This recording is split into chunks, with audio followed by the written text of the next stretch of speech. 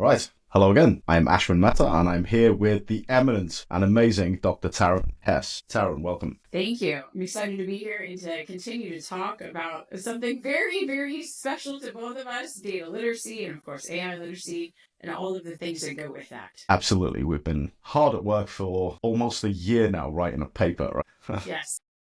Data literacy in the age of generative AI. And for those of you who have read it or are imminently about to read this, there are multiple sections to this paper, weaving in models around culture and change, data and data literacy, and then strategic implementation of artificial intelligence, which has a data dependency. So today we're going to talk about the strategy side of things. How do you implement something that's AI and something that also has a data dependency? So let's have a chat about that. I'll outline the model that's in the paper and we'll have a conversation about that. So first part of the model is to have a purpose. And in one of the previous sessions, Taryn, we mentioned that when we're thinking about culture and change, having a purpose is one of the key things, because if you implement something with no purpose, you can pretty much expect no benefits. That's a very strong statement. Maybe I'll crawl back on that a little bit, but it's difficult to measure these things. So in the strategy space, I typically look at, as an AI strategist, I tend to look at having some kind of business problem that we can address with some kind of implementation of technology. Let's call that artificial intelligence enabled technology. And I tend to look at that as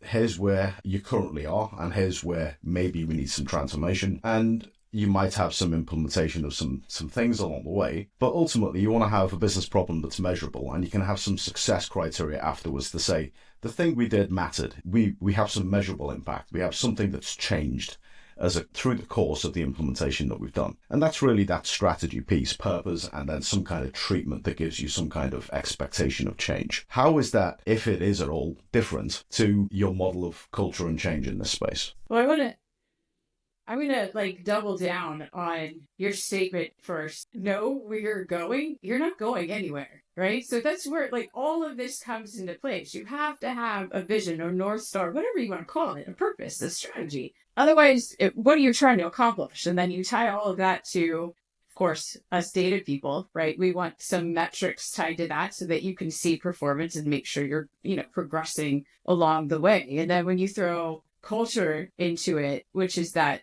we talked about it being that squishy, hard to measure thing. You have to break that down, of course, into things that you can make tangible, which really, and we didn't even talk about this last time, it also boils down to what you prioritize. Ultimately, when you think about culture, and especially when you're thinking about data, AI, anything digital, it's all about what you're saying is important. So if you say, okay, I'm going to go buy a whole bunch of tooling and then here, go at it, right? You're saying, okay, my tools are important to me. But if you don't then take the time to get your people ready and get your culture ready to get the things in place, are they going to use it? Probably not, which gets back to your strategy, right? In your vision. It's you want to have everything integrated and together. Otherwise, again, doubling down, you're not going to go anywhere. You have to have, that North Star to guide you, or whatever you want to call it, right? You can call it a strategy, a vision, a roadmap.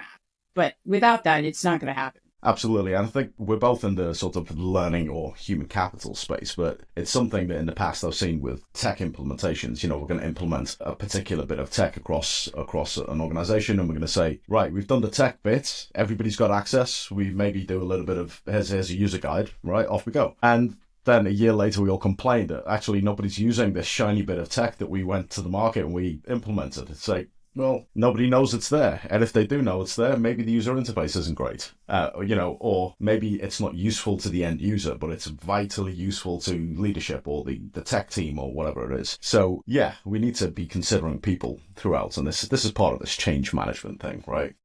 Absolutely. Make sure we get adoption. So strategy, we've got a purpose, right? If we've got a purpose, we know where we're going. Once we know where we're going, then the next part of the model that's in the paper is to think about the operating model. So what do we need to make this a success? If we want to go down a particular course of action, we want to take a journey down a particular road, we want to navigate the choppy seas of learning technology towards a utopia that is better learning outcomes for our workforce, then how do we actually do that? And probably we need a combination of things that makes up an operating model.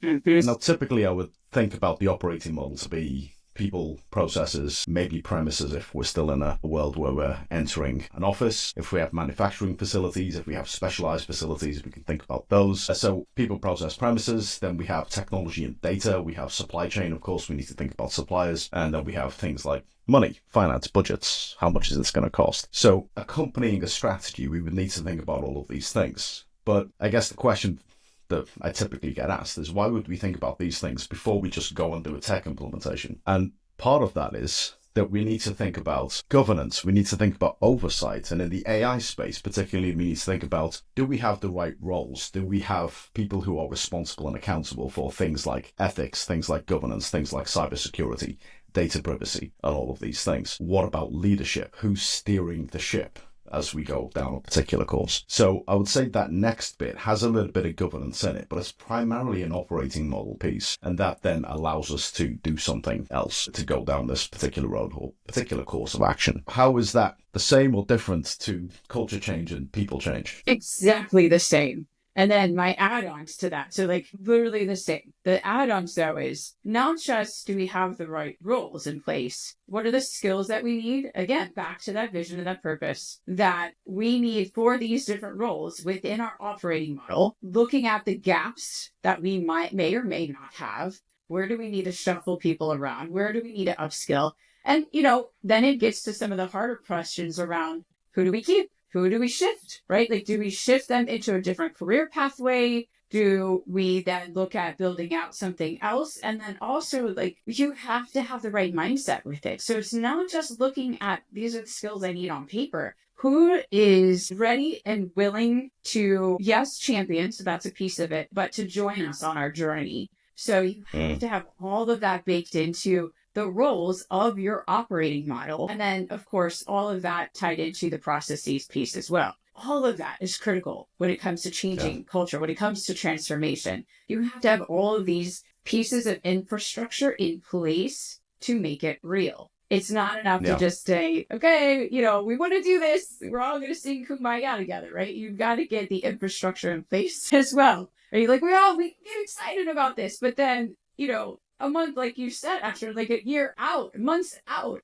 after we've had this really cool, shiny tool, this new, greatest, latest thing, well, it's probably not going to work if you didn't do your homework to get all of that in place, right? Which gets back to that building of the base of our mountain, which we were talking about before as well. Like, that's a part of that base. Yeah. You have to have infrastructure in place to make this sustainable for the long term, for the long haul. That's a very interesting point. And the point that you made also about OD, organizational development and design, and how do we, when we're thinking about an operating model, it's not only the operating model for learning, it's the operating model for the entire organization potentially, because I was having a discussion with somebody, I forget who it was, right? But I was having a chat, and it was around the idea of AI coaching. So you have these coaching and mentoring platforms out in the market, and we say, well, fine, we're going to implement this particular piece, and it's going to give us a scalable coaching functionality, because everybody will get some kind of question and answer or some kind of virtual agent support. And in the operating model and governance side of things, you would want to be thinking about risk, and you'd want to be thinking about ethics and things like that. Now, with a coaching proposition, of course, you have the obvious question that comes back that if I implement an AI coaching tool, does that mean I can now redeploy or potentially get rid of all of my coaches? It's an ethics question, right? But it's also an OD question.